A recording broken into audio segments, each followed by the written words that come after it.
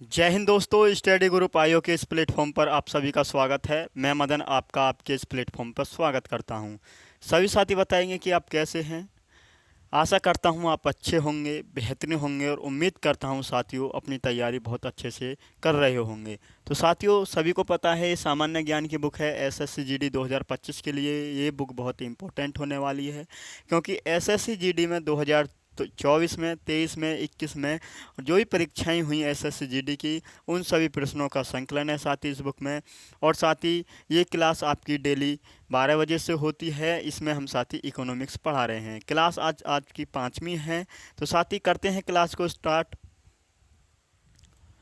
तो साथ ही आज की क्लास का क्वेश्चन नंबर 101 है। इससे पहले हमने क्वेश्चन नंबर 100 तक बहुत अच्छे से पढ़ा और बहुत ही अच्छे से आपने समझा भी है। तो ठीक है, क्वेश्चन नंबर 101 को करते हैं। तो क्वेश्चन नंबर 101 का सभी साथी सॉल्यूशन बताएंगे। इसका सही उत्तर क्या हो जाएगा क्वेश्चन नंबर 101 का। तो क्वेश्चन नंबर 101, निम्नलिखित में से मुद्रा आपूर्ति का कौन सा माप सबसे अधिक तरल है। इनमें से मुद्रा आपूर्ति का सबसे अधिक तरल है, इनमें से माप आपको बतानी है। तो ये क्वेश्चन एसएससी जीडी 22 फरवरी 2024 शिफ्ट चौथी में पूछा हुआ क्वेश्चन है। तो M2 होगा या M4 होगा या M1 होगा या M3 होगा। तो आप सभी का क्या आंसर होगा? तो आप सभी का आंसर होगा भैया माप सबसे अधिक जो तरल है वो M1 की है। M1 सबसे अधिक तरल माप है। यहाँ पर ऑप्शन नंबर सी सही हो जाएगा। M1 में क्या होता है, सभी प्रकार की जो संपत्तियां शामिल हैं। M1 में सभी प्रकार की संपत्तियां शामिल हैं जिन्हें वस्तुओं और सेवाओं के भुगतान के रूप में आसानी से विनिमय किया जा सकता है। इनको M1 के रूप में रखा गया है, तरल रूप में इन्हें माना गया है, तरल में इनको माना गया। ठीक है, अगले क्वेश्चन की तरफ आते हैं। अगला क्वेश्चन क्या होगा, अगले क्वेश्चन की तरफ आते हैं। तो क्वेश्चन नंबर आपका 102 है। चलिए इस क्वेश्चन का आंसर करिएगा। क्वेश्चन नंबर 102 है, अंतर्मुखी व्यापार अंतर्मुखी व्यापार रणनीति में घरेलू उद्योगों को विदेशी प्रतिस्पर्धा से बचाने के लिए उपयोग की जाने वाली सुरक्षा के दो मुख्य रूप क्या हैं। सुरक्षा के दो मुख्य रूप आप सभी को बताने हैं। जैसे ये क्वेश्चन एसएससी जीडी 22 फरवरी 2024 शिफ्ट पहली में पूछा हुआ क्वेश्चन है। तो क्या बोलेंगे आप सभी? ए ऑप्शन प्रशुल्क और मूल्य नियंत्रण, बी ऑप्शन प्रशुल्क और सब्सिडी और प्रशुल्क और कोटा, या डी ऑप्शन कोटा और सब्सिडी। क्या बोलेंगे? आप सभी का आंसर होगा भैया प्रशुल्क और कोटा होगा। यहाँ पर प्रशुल्क का मतलब क्या होता है ये भी आपको पता होना चाहिए। प्रशुल्क बोल सकते हो या टेरिफ आप इसको बोल सकते हो। तो ये होता है आयात या निर्यात पर लगाया जाने वाला टैक्स होता है प्रशुल्क। और सब्सिडी भी आपको पता होनी चाहिए। सब्सिडी जैसे आप गैस सिलेंडर ले भरवाने जाते हो एजेंसी पर, तो हाँ आपको सब्सिडी मिलती है। तो ये किसी लाभ होता है, एक वित्तीय लाभ होता है सब्सिडी। या आपका सब्सिडी क्या होती है, लाभ होती है, वो आपको लाभ मिल जाता है बाद में। सिलेंडर के बचे हुए जो रुपये होते हैं वो आपको सब्सिडी के तौर पर सरकार भुगतान कराती है। ठीक है, यहाँ पर सी ऑप्शन बिल्कुल सही जवाब हो जाएगा। अगले क्वेश्चन की तरफ आते हैं। अगला क्वेश्चन क्या होगा, क्वेश्चन नंबर 103 है। चलिए इस क्वेश्चन का आंसर करिएगा। ये क्वेश्चन बहुत ही इंपॉर्टेंट है, ऐसे क्वेश्चन अक्सर आपके एग्जाम में देखने को मिलते हैं। तो क्वेश्चन नंबर 103 को बहुत ध्यान से पढ़ना है। भारत में पंचवर्षीय योजनाओं के संबंध में से कौन सा कथन सही है? कथन ए यहाँ पर दिया गया है और कथन सेकंड यहाँ पर दिया गया है। तो कथन एक में क्या कहा गया है? ये क्वेश्चन एसएससी जीडी 22 फरवरी 2024 शिफ्ट दूसरी में पूछा हुआ क्वेश्चन है। ऐसे क्वेश्चन अगर आपके एग्जाम में एसएससी जीडी में लगते हैं तो आपकी हालत ख़राब कर देते हैं। इन क्वेश्चनों को करने के लिए आपको बहुत ज़्यादा नॉलेज की ज़रूरत होती है। तो यहाँ पर फर्स्ट कथन में क्या दिया गया है? 10वीं पंचवर्षीय योजना के अंत तक भारत सबसे तेजी से बढ़ती अर्थव्यवस्था में से बनकर एक उभरा था। दूसरा कथन है, 10वीं पंचवर्षीय योजना ने विकास के कुछ प्रमुख संकेतों के लिए निगरानी योग्य लक्ष्य निर्धारित किए थे। तो ये दो कथन आपने बहुत अच्छे से पढ़े। और साथ ही आपके ऑप्शन हैं, ए ऑप्शन में फर्स्ट और सेकंड दोनों, बी ऑप्शन है न तो फर्स्ट और न ही सेकंड, और सी ऑप्शन है केवल सेकंड, और डी ऑप्शन है केवल फर्स्ट। क्या बोलेंगे आप सभी का आंसर क्या होगा? तो आप सभी का आंसर आना चाहिए भैया यहाँ पर फर्स्ट और सेकंड दोनों, ऑप्शन नंबर ए बिल्कुल सही जवाब हो जाएगा। क्या आंसर था आप सभी का, कमेंट सेक्शन में आप बताइएगा।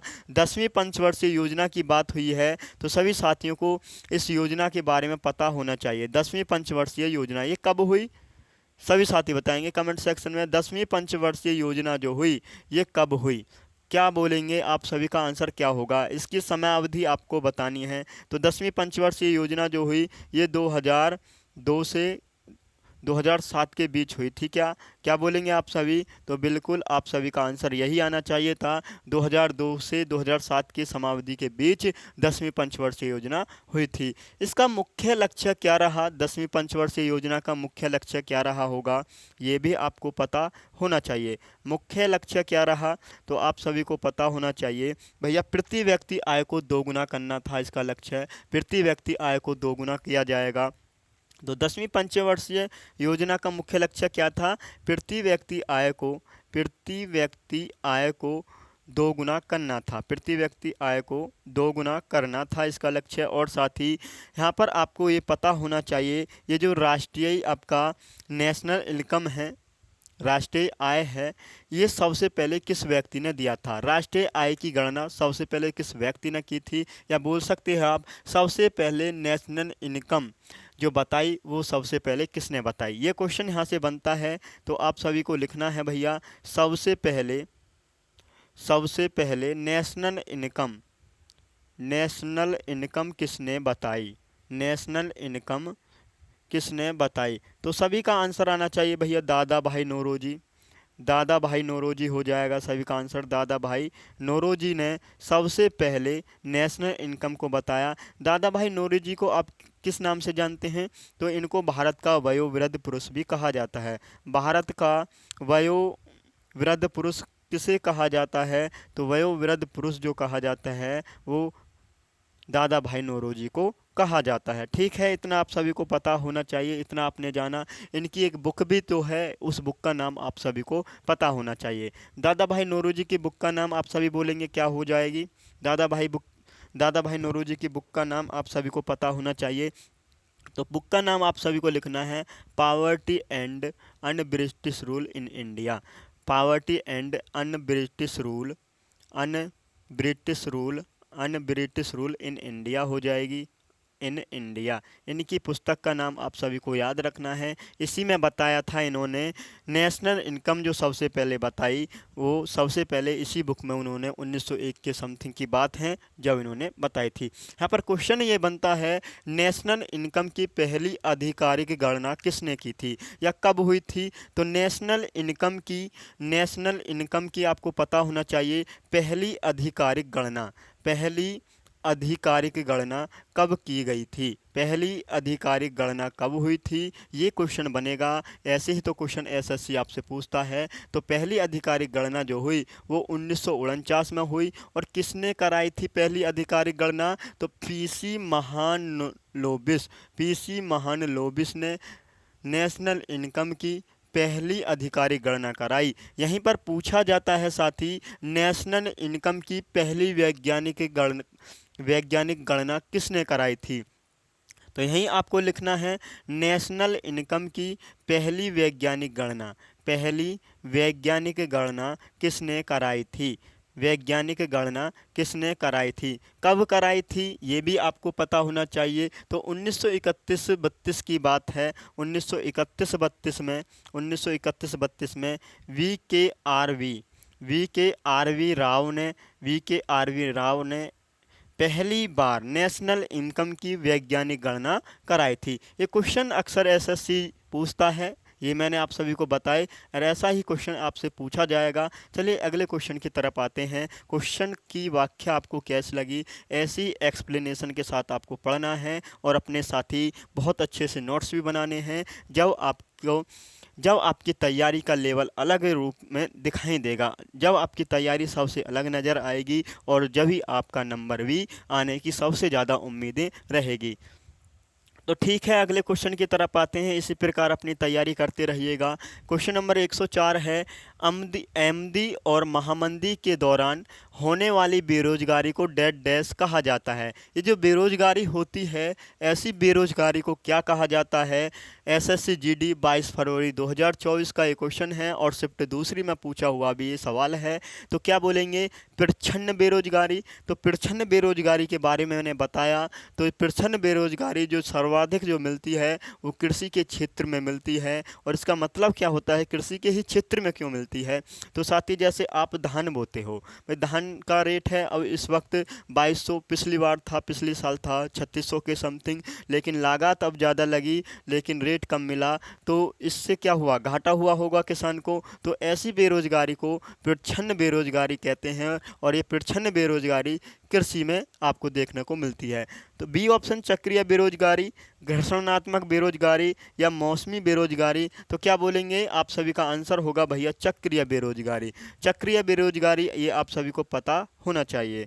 चक्रीय बेरोजगारी, ये बेरोजगारी कैसी होती है? जैसे आपका इनकम है, जैसे आपकी आर्थिक स्थिति है, कभी आपके पास पैसा है कभी नहीं, तो आर्थिक स्थिति में आपकी में उतार चढ़ाव होते रहते हैं। ऐसी स्थिति को क्या बोला जाता है? चक्रीय बेरोजगारी कहा जाता है। तो ऑप्शन नंबर बी यहाँ पर आप सभी का बिल्कुल सही जवाब होना चाहिए था। ऐसे ही क्वेश्चन आपको तैयार करने हैं। अगले क्वेश्चन की तरफ आते हैं। अगला क्वेश्चन क्या हो जाएगा? क्वेश्चन नंबर 105 है। क्वेश्चन नंबर आपका 105 है। 105 का सभी साथी आंसर करेंगे। क्वेश्चन नंबर 105 को पढ़ेंगे पहले। भारत में हरित क्रांति के संबंध में निम्नलिखित में से कौन सा कथन सही है?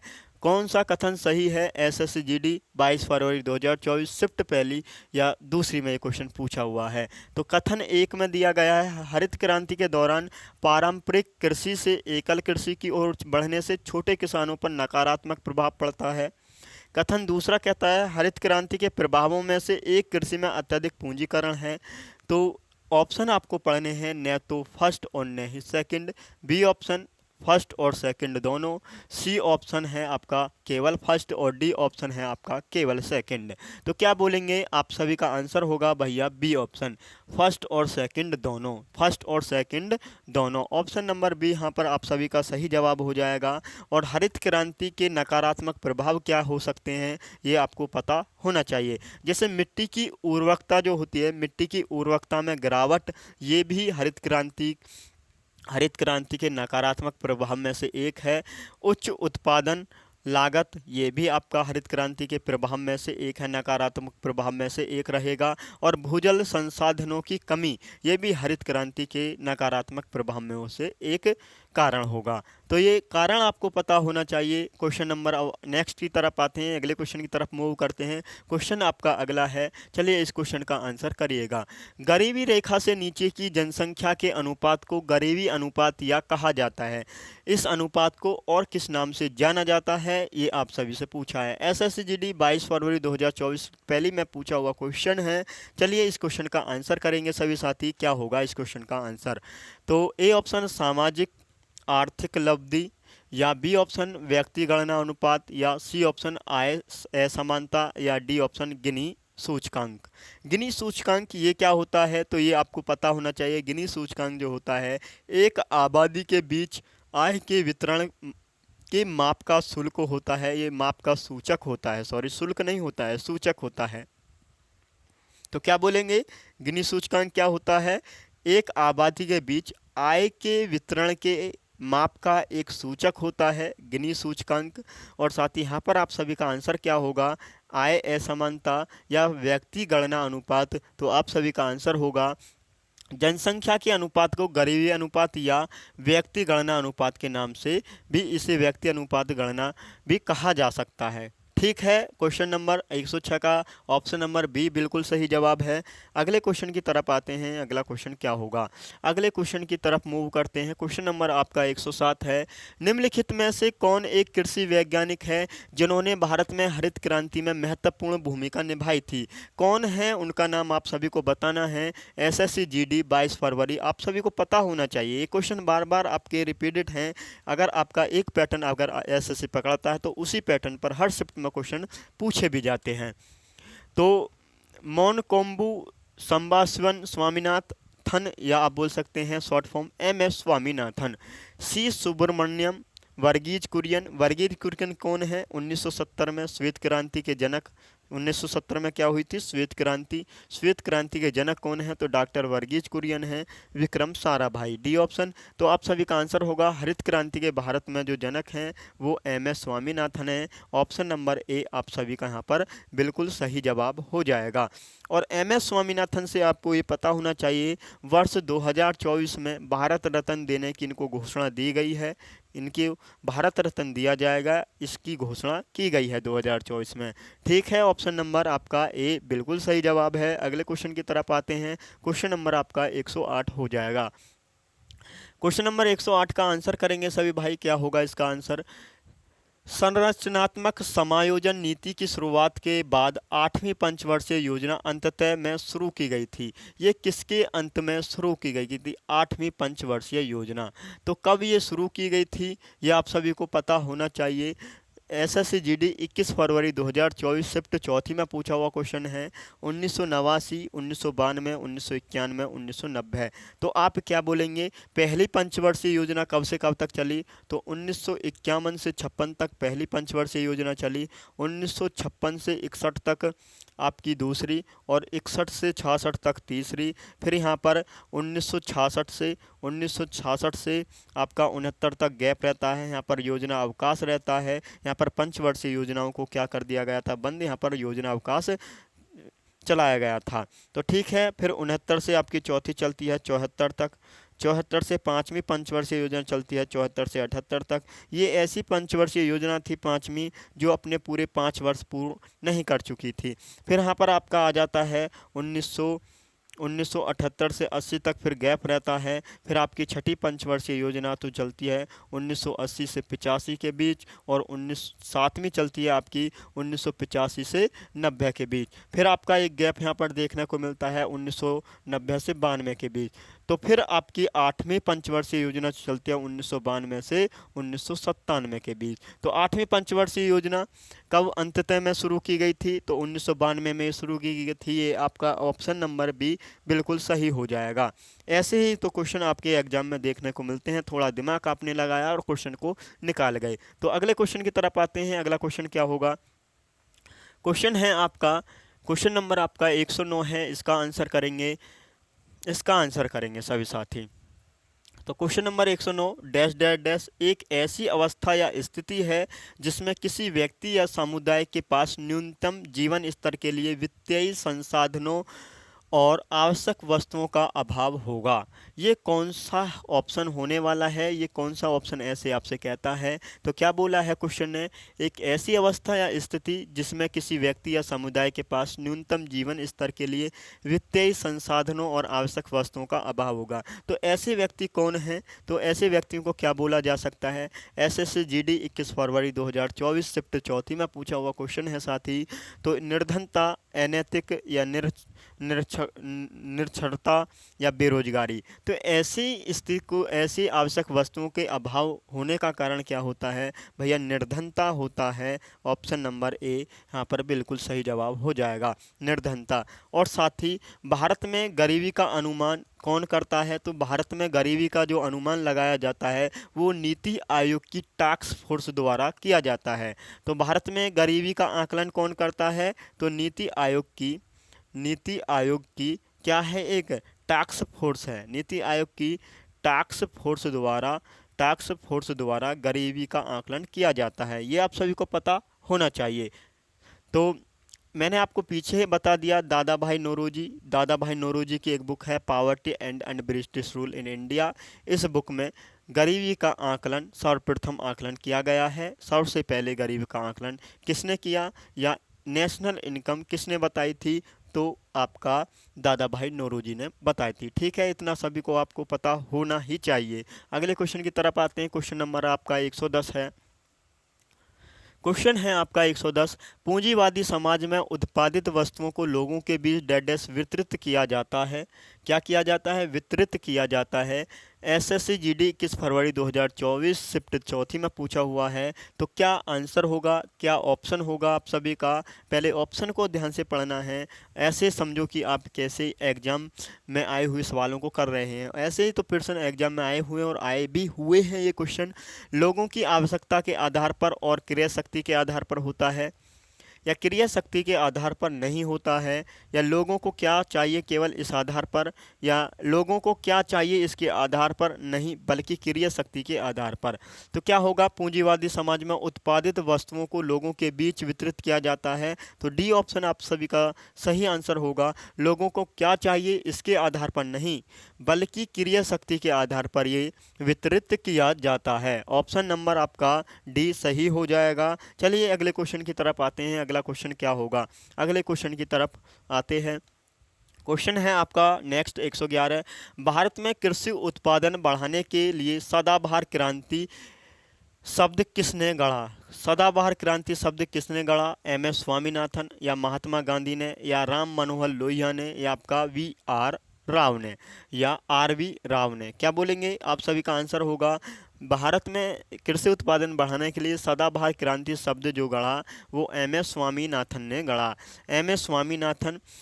और साथ ही हरित क्रांति की शुरुआत सबसे पहले कब होती है, तो 1960 के दशक में हरित क्रांति की शुरुआत होती है। और साथ ही भारत में हरित क्रांति के जनक कौन, तो आप सभी का आंसर होगा एम.एस. स्वामीनाथन। एम.एस. स्वामीनाथन जो हैं वो भारत में हरित क्रांति के जनक हैं। बात करते हैं यहाँ पर विश्व में हरित क्रांति के जनक कौन हैं, तो विश्व में हरित क्रांति के जनक आप बोल सकते हैं नॉर्मन बोरलॉग। ये कहाँ के रहने वाले थे, तो ये मैक्सिको के रहने वाले थे, लेकिन ये बाद में कहाँ रहने लगे थे, ये बाद में अमेरिका रहने लगे थे। तो ऑप्शन नंबर आपका ए बिल्कुल सही है। अगले क्वेश्चन की तरफ आते हैं। अगला क्वेश्चन क्या होगा, क्वेश्चन नंबर आपका 112 है। चलिए इस क्वेश्चन का आंसर करिएगा सभी साथी।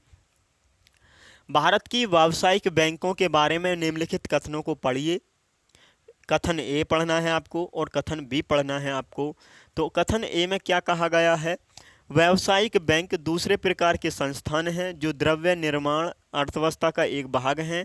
बी, वे जनता से जमा स्वीकार करते हैं और इस रकम का एक भाग उन लोगों को उधार देते हैं जो उधार लेना चाहते हैं। गलत कथन या कथनों की पहचान करनी है। एसएससी जीडी 21 फरवरी 2024 शिफ्ट चौथी में ये क्वेश्चन पूछा हुआ है। कथन ए में है केवल बी, कथन बी है केवल बी। तो यहाँ पर ऑप्शन आपको थोड़ा डाउट है, ए और बी दोनों एक ही ऑप्शन है। तो आप यहाँ पर आप केवल ए बी की जगह ए ऑप्शन में, तो केवल बी की जगह ए ऑप्शन में केवल ए करना है और केवल बी ऑप्शन में केवल बी करना है। न तो ए और न ही बी, ए और बी दोनों। तो क्या होगा आप सभी का आंसर, तो सी ऑप्शन यहाँ पर आप सभी का आंसर हो जाएगा, न तो ए और न ही बी।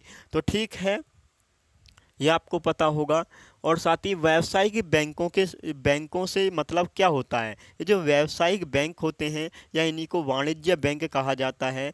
तो व्यावसायिक बैंक उन बैंकों को कहते हैं, किन बैंकों को कहते हैं, उन बैंकों को कहते हैं जो धन जमा करने, व्यवसाय आदि के लिए ऋण जैसी सेवाएं प्रदान करते हैं। तो व्यावसायिक बैंक उन सभी बैंकों को कहा जाता है। अगले क्वेश्चन की तरफ आते हैं। अगला क्वेश्चन क्या होगा, यहाँ पर ऑप्शन नंबर आपका सी सही था। अगला क्वेश्चन है, इसका आंसर करेंगे। इंदिरा गांधी के नेतृत्व में भारत की कौन सी पंचवर्षीय योजना शुरू की गई थी। इंदिरा गांधी जी के नेतृत्व में तो कौन सी पंचवर्षीय योजना शुरू की गई, ऐसे क्वेश्चन आपको याद रखने हैं। यही क्वेश्चन ऐसे पूछे भी जाते हैं पंचवर्षीय योजनाओं से। और अक्सर जो भी पंचवर्षीय योजनाओं के क्वेश्चन आए हैं वो मैंने सभी साथी आपको कवर भी कराए हैं। और फिर से आज फिर पंचवर्षीय योजना का क्वेश्चन आया है। ये क्वेश्चन एसएससी जीडी 21 फरवरी 2024 शिफ्ट तीसरी में पूछा हुआ है। तो तीसरी होगी, चौथी होगी, या पहली होगी, या दूसरी होगी। तो आप सभी का आंसर होना चाहिए भैया चौथी पंचवर्षीय योजना होगी। चौथी पंचवर्षीय योजना सभी साथियों को पता होना चाहिए। ये जो चौथी पंचवर्षीय योजना है, चौथी पंचवर्षीय योजना जो है ये कब से कब तक चली, इसका समय अवधि क्या हो रही होगी, इसकी समय अवधि क्या रही होगी, क्यों क्या बोलेंगे आप सभी। तो आप सभी का आंसर होगा भैया पहली तो 1951 से 56 के बीच चली, दूसरी तो 1956 से 61 के बीच चली, तीसरी 1961 से 66 के बीच चली और 66 से 69 के गैप रहता है और 1969 से 74 तक ये चौथी पंचवर्षीय योजना चली। तो इसकी समयावधि क्या रही? 1969 से 74 इसकी समयावधि रही चौथी पंचवर्षीय योजना की, यह आप सभी ने जाना। और साथ ही ये जो मॉडल है चौथी पंचवर्षीय योजना का मॉडल किसने तैयार किया था? चौथी पंचवर्षीय योजना का मॉडल किसने तैयार किया था? तो डी आर गाडगिल ने चौथी पंचवर्षीय योजना का मॉडल तैयार किया था। और साथ ही चौथी पंचवर्षीय योजना में विकास दर क्या रही होगी? चौथी पंचवर्षीय योजना में विकास दर क्या रही होगी? साथ ही इसमें लक्ष्य क्या रखा था और प्राप्ति क्या रही? तो इसमें प्राप्ति क्या रही, लक्ष्य क्या रखा, प्राप्ति क्या रही? तो साथ ही आप सभी को पता होना चाहिए भैया, इसमें 5.7% की तो इसमें लक्ष्य रखा और साथ ही 3.4% की इसमें क्या हुई, प्राप्ति हुई। 3% की इसमें प्राप्ति हुई। और उद्देश्य क्या रहा था? चौथी पंचवर्षीय योजना का उद्देश्य क्या रहा होगा? तो आपने सभी को पता होना चाहिए, स्थिरता के साथ विकास। स्थिरता के साथ विकास, स्थिरता के साथ विकास ये चौथी पंचवर्षीय योजना का उद्देश्य था। ये आप सभी को मालूम होना चाहिए। ठीक है, इतना आप सभी ने जाना। और साथ ही यहाँ से और जो क्वेश्चन बनता है, इसमें काम क्या क्या हुए हैं ये आप सभी से पूछा जाता है। तो चौथी पंचवर्षीय योजना के जो कार्य हुए हैं वे सभी आपको पता होना चाहिए। तो कार्य आपको लिखना है 1969 में क्या हुआ था? 14 बैंकों का राष्ट्रीयकरण किया गया था। 14 बैंकों का राष्ट्रीयकरण किया गया था। 14 बैंकों का क्या किया गया था भैया? चौथी पंचवर्षीय योजना में 14 बैंकों का राष्ट्रीयकरण किया गया था। और साथ ही ये 14 बैंक जो हैं ये कौन से बैंक थे? इनकी पूंजी जो थी ना, 14 बैंक जो थे ये, इनकी पूंजी जो थी, इनकी पूंजी 50 करोड़ से ज़्यादा थी। तो ये ऐसे बैंकों का राष्ट्रीयकरण किया था इंदिरा गांधी ने। और साथ ही और का काम हुए हैं 18 मई 1974 को, आप सभी को पता होना चाहिए, डेट आपको याद रखनी है। 18 मई 1974 को क्या हुआ था? क्या बोलेंगे आप सभी? तो 18 मई 1974 को पहला परमाणु परीक्षण हुआ था। क्या हुआ था? पहला परमाणु परीक्षण हुआ था। पहला परमाणु परीक्षण। साथ ही आपसे पूछा जाए तो पहला परमाणु परीक्षण ये कहाँ हुआ था? तो राजस्थान में हुआ था पहला परमाणु परीक्षण। और राजस्थान की में भी किस जगह? पोखरण पोखरण में आपको ये जगह देखने को मिलती है। राजस्थान के पोखरण में पहला परमाणु परीक्षण होता है 18 मई 1974 को। ठीक है, इसका नामकरण क्या था? पहला परमाणु परीक्षण जो था इसका नाम क्या था? तो आप सभी का क्या आंसर होगा? स्माइलिंग बुद्धा। स्माइलिंग बुद्धा इसका नाम था, ये आप सभी को जानना होगा। ठीक है, ये क्वेश्चन आप सभी को पता होना चाहिए। और क्या हुआ और इसमें क्या काम हुआ यहाँ पर, और चौथी पंचवर्षीय योजना में और क्या काम हुआ? 1970 में किसकी शुरुआत हुई थी? 1970 में श्वेत क्रांति की शुरुआत होती है। श्वेत क्रांति की शुरुआत होती है। श्वेत क्रांति के जनक कौन है ये आप सभी से पूछ लिया जाए तो श्वेत क्रांति के जनक डॉक्टर वर्गीज कुरियन हैं। डॉक्टर वर्गीज कुरियन, आपको ये नाम याद रखना है, यही पूछा जाता है। श्वेत क्रांति के जनक कौन? तो आप सभी का आंसर होगा डॉक्टर वर्गीज कुरियन। ठीक है, इतना आप सभी को पता होना चाहिए चौथी पंचवर्षीय योजना से। ये क्वेश्चंस ऐसे ही नहीं बताए जाते हैं, कहीं ना कहीं पूछे भी हुए हैं। ऐसे ही आपकी तैयारी और एक संपूर्ण रिवीजन आपको समझ में आना चाहिए। ऐसा मानो कि आपका एक संपूर्ण रिवीजन हो रहा हो, एक ऐसा मानो कि आपका संपूर्ण ही रिवीजन हो रहा हो। अगला क्वेश्चन है, इस क्वेश्चन का आंसर करेंगे। क्या होगा इस क्वेश्चन का आंसर? किसी देश की, क्या बोलेंगे? किसी देश का सकल घरेलू उत्पाद अर्थव्यवस्था के विभिन्न क्षेत्रों अर्थात डैश डैश से प्राप्त होता है। तो ये आप सभी से पूछा हुआ है। तो ये क्या होगा?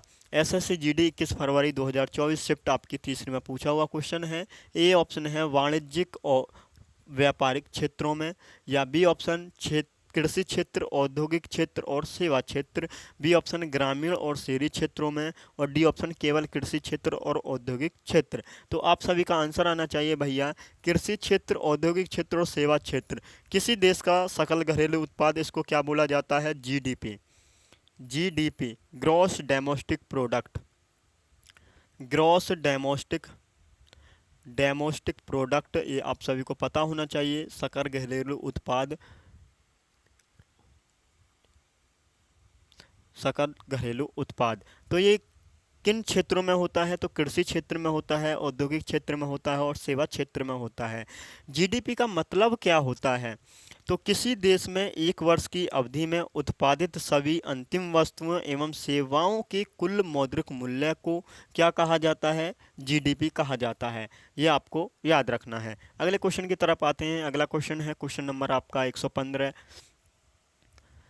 115 का है, डेड डैश की पहली और सबसे महत्वपूर्ण भूमिका यह है कि यह विनिमय के माध्यम के रूप में कार्य करती है, करता है। क्या करता है? विनिमय के माध्यम से कौन कार्य करता है? तो आप सभी का आंसर आना चाहिए भैया, मुद्रा होगी या उत्पाद होगा या आपका बजट होगा या योजना होगी। तो आप सभी का आंसर होगा भैया मुद्रा होगी। क्या होगी? मुद्रा होगी। ये किस विनिमय के माध्यम के रूप में कार्य करती है? मुद्रा। ऑप्शन नंबर आपका ए सही हो जाएगा।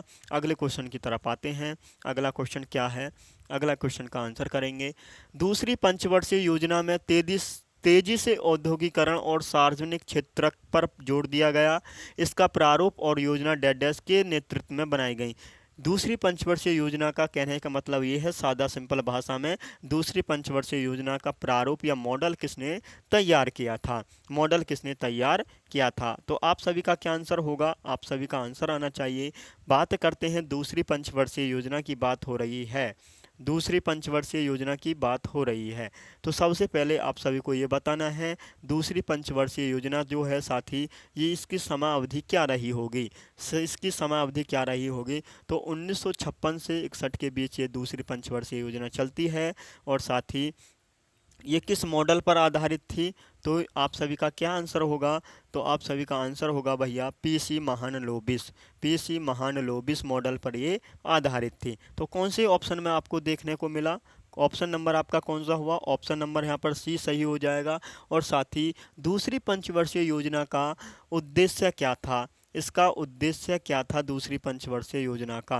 क्या बोलेंगे भैया? ये उद्योग, इसने टारगेट जो किया दूसरी पंचवर्षीय योजना में, किसको टारगेट किया गया था? तो उद्योग को किया गया था। और साथ ही ये किस मॉडल पर आधारित थी? तो पीसी महालनोबिस मॉडल पर आधारित थी। इसमें विकास दर क्या रही? दूसरी पंचवर्षीय योजना में सरकार ने विकास दर को क्या रखा? तो इसमें आप सभी को पता होना चाहिए भैया, लक्ष्य क्या रखा था और प्राप्ति क्या हुई थी? लक्ष्य क्या रखा था, प्राप्ति क्या हुई थी? तो साथ ही आप सभी को मालूम होना चाहिए 4.5% तो इसमें 4.5% तो इसमें लक्ष्य था, लेकिन 4.2% इसमें प्राप्ति होती है। इसमें और क्या का काम हुए हैं कार्य, इसके आप सभी को पता होना चाहिए। इसमें और क्या क्या काम हुए हैं? तो इसमें मैं आपको बता दूं, इसमें क्या लगाए गए थे भैया?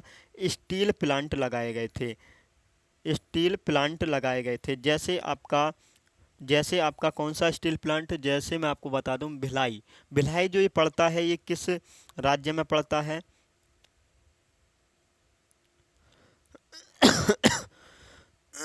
भिलाई जो पड़ता है, ये आपका किस राज्य में पड़ता है? तो क्या बोलेंगे आप? तो आप सभी का आंसर होगा भैया भिलाई जो पड़ता है छत्तीसगढ़ में। और भिलाई, ये स्टील प्लांट जो है, भिलाई स्टील प्लांट, ये या इस्पात संयंत्र, भिलाई इस्पात संयंत्र, ये किसके सहयोग से लगाया गया? किस देश की हमने सहायता ली थी?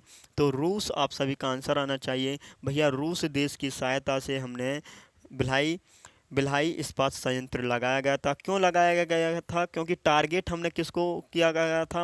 हमारा उद्देश्य ही था दूसरी पंचवर्षीय योजना का कि हम उद्योग को टारगेट करेंगे, इसलिए हमने इस्पात संयंत्र लगाए। जैसे भिलाई इस्पात संयंत्र छत्तीसगढ़ में है, रूस के सहयोग से। कहीं कहीं आपको रूस ना देखने को मिले तो आपको सोवियत संघ देखने को मिलेगा, सोवियत संघ। फिर आपका आता है राउरकेला। राउरकेला राउरकेला जो है ये कहाँ है? तो ये उड़ीसा में है। ये कहाँ है? ये उड़ीसा में है। इसे किसके सहयोग से लगाया गया था? तो मैं आपको बता दूं भैया, जर्मनी के सहयोग से। फिर आपका दुर्गापुर है, दुर्गापुर इस्पात संयंत्र, ये किसके सहयोग से, मतलब ये कहाँ है? तो आप सभी का आंसर होगा भैया, ये पश्चिम बंगाल में है। और किसके सहयोग से इसे लगाया गया था? तो ब्रिटेन के सहयोग से इसे लगाया गया था। किसके सहयोग से? तो ब्रिटेन के सहयोग से इसको लगाया गया था। और क्या क्या काम हुए हैं? जैसे आपका 1958 की बात चल रही है, तो 1958 में क्या क्या काम हुए थे। 1958 में खादी एवं ग्रामोद्योग बोर्ड की स्थापना की गई थी। खादी एवं ग्रामोद्योग खादी एवं ग्रामो उद्योग बोर्ड की स्थापना की गई थी। खादी एवं ग्रामो उद्योग की स्थापना कब हुई थी, तो 1958 में क्या बोलेंगे, खादी एवं ग्रामो उद्योग बोर्ड की स्थापना कभी, तो 1958 में हुई। और साथ ही 1959 की ही बात आ रही है, तो 2 अक्टूबर 1959 को क्या हुआ था। 2 अक्टूबर 1959 को क्या हुआ था, तो पंचायती राज लागू किया गया था। पंचायती राज लागू किया गया था, ये आप सभी को पता होना चाहिए। पंचायती राज जो लागू किया गया वो किस राज्य में किया गया, राजस्थान में। राजस्थान के भी किस जिले में, ये आप सभी को पता होना चाहिए भाई, नागौर जिले में। नागौर जिले के भी किस गांव में, बगदरी गांव में। बगदरी गांव में, ठीक है। तो पंचायती राज कहाँ लागू किया, राजस्थान के नागौर जिले के बगदरी गांव में सबसे पहले पंचायती राज लागू किया गया 2 अक्टूबर 1959 को। इसलिए हम 2 अक्टूबर को क्या सा दिवस मनाते हैं, तो पंचायती दिवस मनाते हैं। यही क्वेश्चन आपसे बार बार पूछे जाते हैं। अगले क्वेश्चन की तरफ आते हैं। अगला क्वेश्चन है, इस क्वेश्चन का आंसर करेंगे सभी साथी। चलिए, पहले तो आपको क्वेश्चन बहुत ध्यान से पढ़ना है, फिर आपका आंसर आना चाहिए। क्वेश्चन नंबर आपका 117 है। भारत में किसानों पर हरित क्रांति के प्रभाव के बारे में निम्नलिखित कथनों को पढ़िए। ए कथन है, हरित क्रांति की शुरुआत से किसानों को अपनी आय का स्तर बढ़ाने में मदद मिली। बी आपका कथन है, कृषि उत्पादकता में सुधार हेतु किसानों द्वारा अपनी अधिशेष आय का पुनः निवेश किया गया। गलत कथनों या कथनों को पहचानिए। एसएससी जीडी 21 फरवरी 2024 शिफ्ट पहले में पूछा हुआ क्वेश्चन। तो कथन आपका ऑप्शन है, ऑप्शन ए और बी दोनों, न तो फर्स्ट और न ही न तो ए और न ही बी, केवल ए केवल बी। क्या होगा आप सभी का आंसर, तो आप सभी का आंसर आना चाहिए भैया बी ऑप्शन, न तो ए और न ही बी। बी ऑप्शन यहाँ पर बिल्कुल सही जवाब हो जाएगा। ठीक है, ये सभी आपको पता होना चाहिए। ऐसे क्वेश्चन लग रहे हैं बार बार। तो अगले क्वेश्चन की तरफ आते हैं। अगला क्वेश्चन क्या होगा, चलिए इस क्वेश्चन का आंसर करिएगा सभी साथी। इस क्वेश्चन का आंसर क्या हो जाएगा, क्वेश्चन बहुत ध्यान से पढ़ना है। हरित क्रांति की शुरुआत वर्ष 1965 में हुई और डैश पंचवर्षीय योजना 1961 से 66 के बीच चली। कितनी पंचवर्षीय योजना चली थी 1961 से 66 के बीच, कौन सी पंचवर्षीय योजना चली, सॉरी। हरित क्रांति की शुरुआत कब हुई, तो 1965 में हुई। और उस समय ये आपसे पूछा जाता है 1961 से 66 के बीच कौन सी पंचवर्षीय योजना चली थी। तो पांचवी चली या तीसरी चली या प्रथम चली या द्वितीय चली। तो भैया मैंने आपको बता ही दिया है, 1951 से 56 के बीच पहली चलती है, 56 से 61 के बीच दूसरी चलती है, और आपकी 61 से 66 के बीच कौन सी चलती है, तीसरी। ऑप्शन नंबर आप सभी का कौन सा होगा, ऑप्शन नंबर आपका तीसरा बिल्कुल सही हो जाएगा। और तीसरी जो पंचवर्षीय योजना है, ये आप सभी को पता होना चाहिए। तीसरी पंचवर्षीय योजना ये असफल योजना थी। ये कैसी योजना थी, ये भैया सफल नहीं हो पाई थी, ये असफल योजना थी। असफल होने का कारण क्या रहा था इस योजना का, कैसी योजना थी तीसरी पंचवर्षीय योजना, ये सबसे ज़्यादा विफल योजना थी। सबसे ज़्यादा विफल योजना थी। विफल होने का कारण क्या था, भारत चीन युद्ध। विफल होने का कारण क्या था भैया, भारत चीन युद्ध। भारत चीन युद्ध कब हुआ, तो आप सभी को पता होना चाहिए भैया, भारत चीन युद्ध 1962 में हुआ। भारत पाकिस्तान युद्ध, भारत पाकिस्तान युद्ध, भारत पाकिस्तान युद्ध 1965 में हुआ था उस वक्त। और साथ ही 1965-66 में ही 1965-66 में ही सूखा पड़ गई थी। इसलिए तीसरी पंचवर्षीय योजना जो रही, इसका सबसे ये असफल होने का कारण यही था। और साथ ही आपसे ये क्वेश्चन पूछा जाता है भैया, पाकिस्तान से हमने कितनी बार युद्ध लड़ा है, तो ये क्वेश्चन भी आपको पता होना चाहिए। पाकिस्तान से हमने भैया 4 बार युद्ध लड़ा है। पाकिस्तान से हमने कितनी बार युद्ध लड़ा है, एक तो भैया 1947-48 में युद्ध लड़ा, 1965 में लड़ा, 1971 में लड़ा, 1999 में युद्ध लड़ा। तो पाकिस्तान से हमने कितने युद्ध लड़े, तो आप सभी बोलेंगे भैया पाकिस्तान से हमने 4 बार युद्ध लड़ा है। ये डेट आपको पता होना चाहिए। और यहाँ पर एक क्वेश्चन ये पूछा जाता है, सबसे सफल योजना कौन सी रही। भाई विफल की तो आपको पता है, विफल की तो सबको पता है, सबसे ज़्यादा असफल योजना तीसरी रही, लेकिन सबसे ज़्यादा सफल योजना कौन सी रही, ये क्वेश्चन आपसे पूछ ले तो सर्वाधिक सफल योजना को आपको पता होना चाहिए। सर्वाधिक सफल योजना कौन सी रही, तो आप सभी का आंसर होगा भैया पहली पंचवर्षीय योजना रही। सर्वाधिक सफल योजना पहली पंचवर्षीय योजना रही। और साथ ही इसमें लक्ष्य क्या था, पहली पंचवर्षीय योजना में 2.1%, प्राप्ति कितनी होती है 3.6% इसमें प्राप्ति होती है। तो इसलिए सबसे अधिक प्राप्ति हुई थी इसमें, इस पहली पंचवर्षीय योजना में, इसलिए सर्वाधिक सफल योजना जो थी वो पहली पंचवर्षीय योजना थी। ठीक है, इतना आप सभी को पता होना चाहिए। अब तीसरी पंचवर्षीय योजना की बात हुई तो यहाँ से तीसरी पंचवर्षीय योजना के बारे में भी आपको पता होना चाहिए। तीसरी पंचवर्षीय योजना में और क्या क्या हुआ है।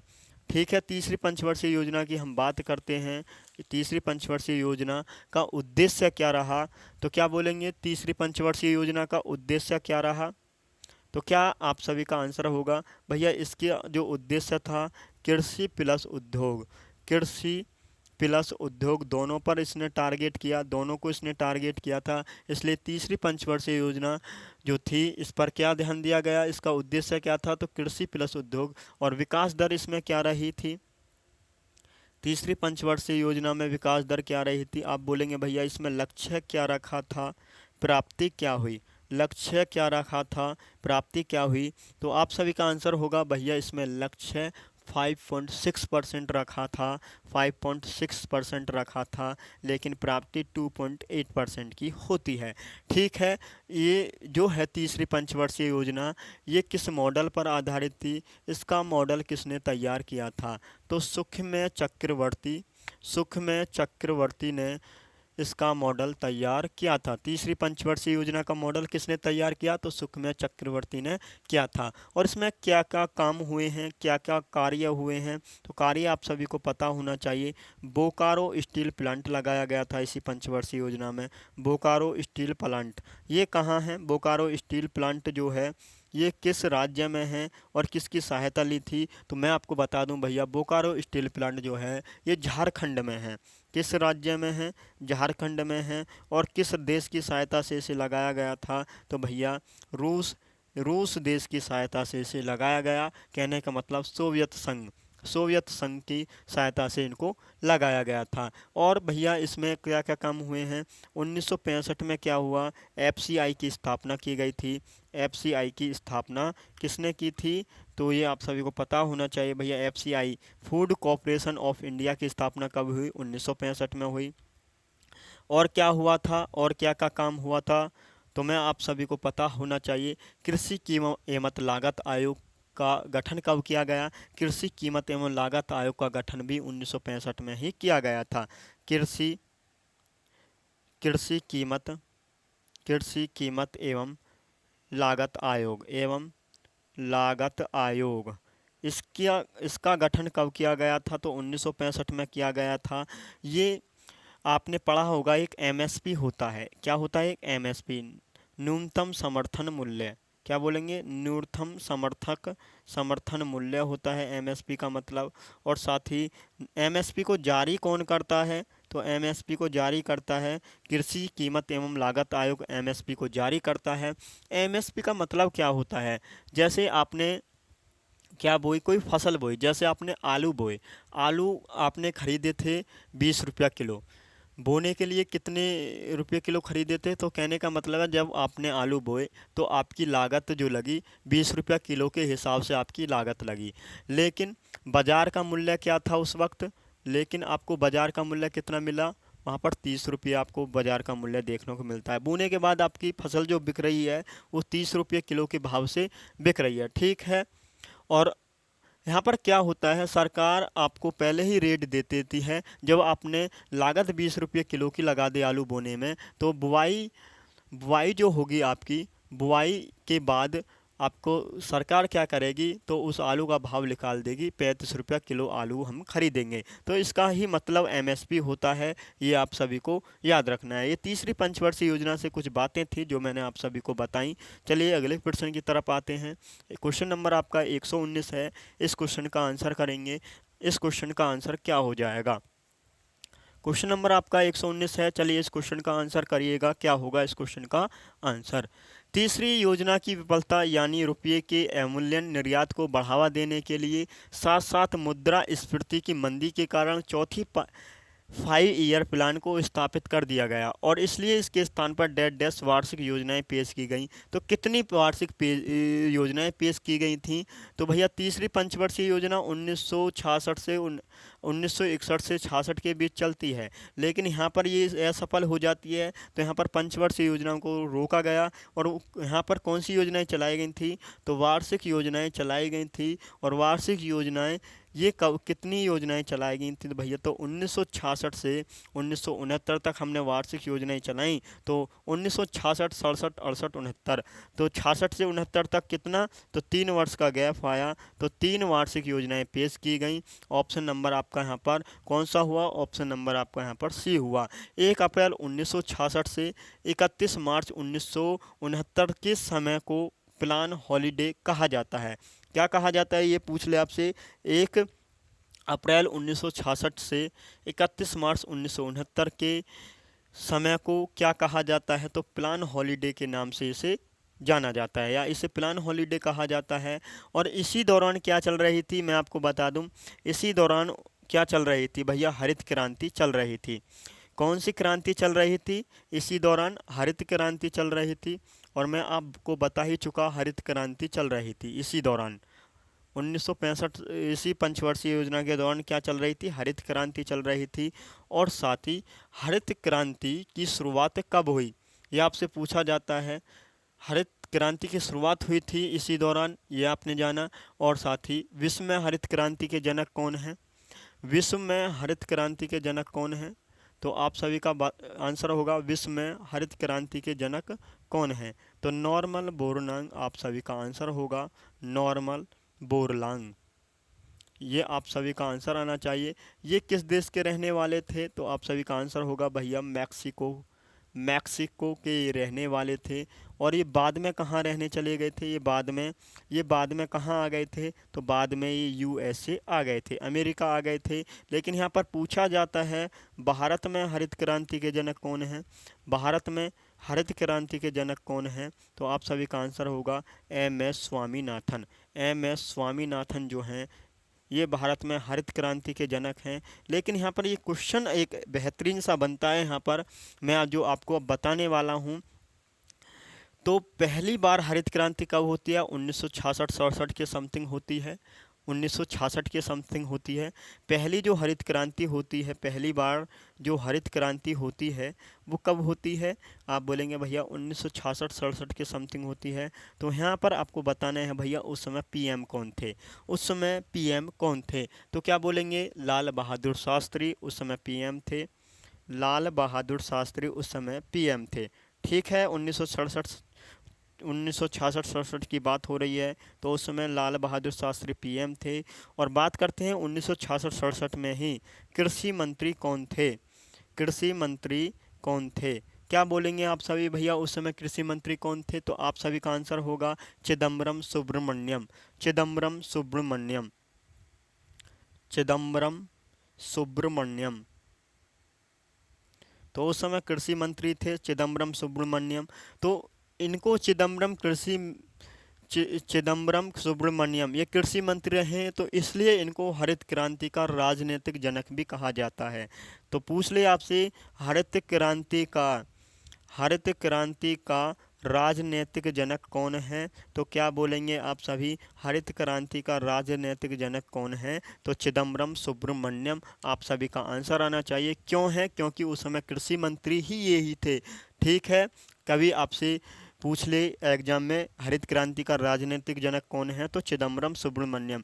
अक्सर एम.एस. स्वामीनाथन को ही लगा के आओगे आप, क्योंकि हरित क्रांति के जनक कौन है भारत में? एम.एस. स्वामीनाथन। और पूछ ले हरित क्रांति के राजनीतिक जनक, तो चिदम्बरम सुब्रमण्यम। ये गलती आपको करनी नहीं है। और साथ ही यहाँ पर कुछ क्रांति हैं जिनके जनक आप सभी को याद रखने हैं, इतना आप सभी को पता होना चाहिए। ठीक है, इतना मैंने आप सभी को समझा ही दिया है। ये अपनी कॉपी में आप नोट भी कर सकते हैं, ये आप साथ ही अपनी कॉपी में नोट भी कर सकते हैं। जैसे आपकी भैया नीली क्रांति, मुझे बताओ ये जो नीली क्रांति है, नीली क्रांति का संबंध किससे है? नीली क्रांति का संबंध किससे है? तो आप सभी बोलेंगे भैया मछली उत्पादन से, मछली उत्पादन से नीली क्रांति का संबंध है। और साथ ही इसके जनक कौन है? नीली क्रांति के जनक कौन है? तो अरुण कृष्णन, अरुण कृष्णन, अरुण कृष्णन हो जाएंगे नीली क्रांति के जनक। ये आप सभी को याद रखना है। इसी प्रकार आपसे पूछा जाता है गुलाबी, गुलाबी क्रांति के जनक कौन है? ये अक्सर कहीं ना कहीं एग्जाम में पूछे जाते हैं, गुलाबी क्रांति के जनक कौन है। और यहाँ पर पूछा जाता है गुलाबी क्रांति का संबंध किससे है? तो झींगा मछली से, झींगा मछली से गुलाबी क्रांति का संबंध है। और साथ ही गुलाबी क्रांति के जो जनक हैं दुर्गेश पटेल हैं। कौन है? दुर्गेश पटेल हैं, दुर्गेश पटेल ये गुलाबी क्रांति के जनक हैं। और साथ ही यहाँ पर आपसे और पूछ ले, जैसे स्वर्ण क्रांति हो गई, स्वर्ण क्रांति के जनक कौन है? स्वर्ण क्रांति का संबंध किससे है? तो आप सभी का आंसर होगा भैया स्वर्ण क्रांति का संबंध तो जूट से है, जूट उत्पादन से। और इसके जो जनक हैं निरपुम तुडेज, क्या बोलेंगे? निरपुम, निरपुम टुडेज हैं, ये आपको नाम याद रखना है। और यहीं पर आपसे पूछा जाता है लाल क्रांति का संबंध किससे है? लाल क्रांति का संबंध किससे है? तो आप सभी का आंसर क्या होगा भैया? मांस से है। लाल क्रांति का संबंध किससे है? मांस से है। और इसके जनक कौन है? लाल क्रांति के जनक कौन है? तो विशाल तिवारी, विशाल तिवारी हो जाएंगे लाल क्रांति के जनक, विशाल तिवारी। ये क्वेश्चन आप सभी को याद रखने हैं, ऐसे ही क्वेश्चन अब आपसे पूछे भी जाते हैं। जैसे सिल्वर क्रांति हुई, मुझे बता दो बस सिल्वर क्रांति के जनक कौन है? तो आप सभी का आंसर होगा भैया इंदिरा गांधी जो हैं, इंदिरा गांधी ये सिल्वर क्रांति की जनक रही हैं। सिल्वर क्रांति के जनक कौन है? तो इंदिरा गांधी। ठीक है, इतना आप सभी ने जाना। चलते हैं अगले क्वेश्चन की तरफ। अगला क्वेश्चन क्या होगा? इतना क्वेश्चन आपको नोट भी करना है। क्वेश्चन नंबर आपका 120 है, क्वेश्चन नंबर आपका 120 है। इस क्वेश्चन का आंसर करेंगे 120। भारत सरकार द्वारा निर्गमित बंद पत्र बॉन्ड्स की खरीद और बिक्री कहलाती है। क्या कहलाती है? नैतिक दबाव, बंद बाजार की क्रियाएं, खुले बाजार की क्रियाएं या सीमांत आवश्यकताएं। तो ये कहलाती हैं भैया खुले बाजार की क्रियाएं, ये कहलाती हैं। तो आप सभी को ये आंसर आना चाहिए भैया सी ऑप्शन, खुले बाजार की क्रियाएं। ठीक है, अगले क्वेश्चन की तरफ आते हैं। अगला क्वेश्चन क्या हो जाएगा? अगला क्वेश्चन है द्वितीयक क्षेत्रक में सामान्यतः किस प्रकार की गतिविधियां की जाती हैं? द्वितीयक क्षेत्र में, इस क्वेश्चन का आंसर करेंगे सब साथी। क्या होगा इस क्वेश्चन का आंसर? क्या हो जाएगा इस क्वेश्चन का आंसर? तो क्वेश्चन नंबर आपका 121 है। तो ए ऑप्शन है कच्चे माल से परिष्कृत उत्पाद तैयार करना, बी ऑप्शन है उद्योगों की सहायता सेवा प्रदान करना, सी ऑप्शन प्राकृतिक संसाधनों का निष्कर्षण करना, और डी ऑप्शन है आपका फसलें उगाना और पशुपालन, पशुपालन पालना। ठीक है, तो क्या होगा? तो मैं आप सभी का आंसर आना चाहिए भैया कच्चे माल से परिष्कृत उत्पाद तैयार करना। ऑप्शन नंबर ए यहाँ पर बिल्कुल सही है। अर्थव्यवस्था के कुछ क्षेत्र होते हैं, अर्थव्यवस्था के मैंने आपको कितने क्षेत्र बताए हैं? सभी साथी बताएंगे अर्थव्यवस्था के हमने कितने क्षेत्र आपको बताए। तो आप सभी को एक ग्राफ सा बनाना है। अर्थव्यवस्था के भैया आपने 3 क्षेत्र बताए हैं। जैसे आपका प्राथमिक क्षेत्र है, कौन सा क्षेत्र है?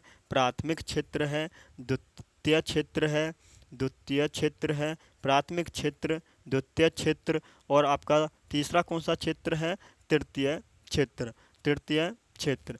तो यहाँ पर पूछा जाता है प्राथमिक क्षेत्र ये किससे संबंधित होता है? तो मैं आपको बता दूं भैया ये कृषि से संबंधित होता है। प्राथमिक क्षेत्र में कृषि आती है, वानिकी आती है, वानिकी, पशुपालन, पशुपालन, पशुपालन, और साथ ही इसमें क्या आता है? खनन आता है, मत्स्य पालन, मत्स्य पालन। तो ये आपके प्राथमिक, प्राइमरी सेक्रेटरी हैं, ये आप सभी को पता होना चाहिए। तो आपका द्वितीय क्षेत्र जो है इसको हम भैया औद्योगिक क्षेत्र भी बोलते हैं।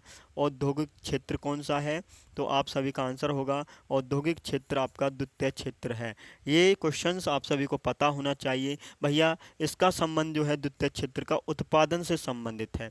किससे संबंधित है द्वितीय क्षेत्र? उत्पादन से संबंधित है। उत्पादन हम किसका कर सकते हैं? घर का उत्पादन कर सकते हैं, कार का उत्पादन कर सकते हैं, कपड़ों का उत्पादन कर सकते हैं, कपड़ों का उत्पादन कर सकते हैं, और किस चीज़ का उत्पादन कर सकते हैं? कार का कर सकते हैं, खाने का कर सकते हैं, कपड़ों का कर सकते हैं, घर का कर सकते हैं। तो उत्पादन हम इन चीज़ों का कर सकते हैं। तृतीय क्षेत्र जो है, तीसरा जो क्षेत्र है भैया, इसको सेवा क्षेत्र के नाम से भी जाना जाता है। सेवा क्षेत्र के नाम से भी जाना जाता है। और इसमें सेवा क्षेत्र की बात आई तो जैसे आपका हॉस्पिटल हुआ, हॉस्पिटल कौन से क्षेत्र में आता है? तो ये तृतीय क्षेत्र में आता है।